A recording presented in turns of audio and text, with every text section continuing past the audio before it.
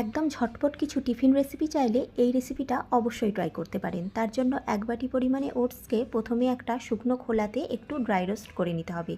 শুকনো খোলায় ভেজে নেওয়ার পর একটু ঠান্ডা হয়ে গেলে মিক্সিতে দিয়ে একটা ওটসের পাউডার তৈরি করে নিতে হবে। এবার এই ওটসের পাউডারের মধ্যে মেশাবো তালের পাল্প, 1 বাটি পরিমাণে তালের পাল্প, হাফ বাটি পরিমাণে দুধ আর মিষ্টির জন্য চামচ 2-1 গুড়, চাইলে চিনিও ব্যবহার করা যায়। এবারে সমস্ত কিছুকে দিয়ে একটা মাঝারি ঘনত্বের ব্যাটার মিক্সিতে রেডি করে নিতে হবে।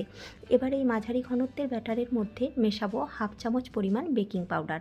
সমস্ত কিছুকে আরও একবার ভালো করে মিশিয়ে নিয়ে মিনিট 2-1 ফেটিয়ে নিয়ে তাওয়া বসিয়ে অল্প একটু তেল ব্রাশ করে 1 হাতা পরিমাণ ওই ব্যাটার দিয়ে ঢাকা চাপা দিয়ে মিনিট 2-1 অপেক্ষা করে এপিট ওপিট ভেজে নিলেই রেডি ওটস আর তালের প্যানকেক।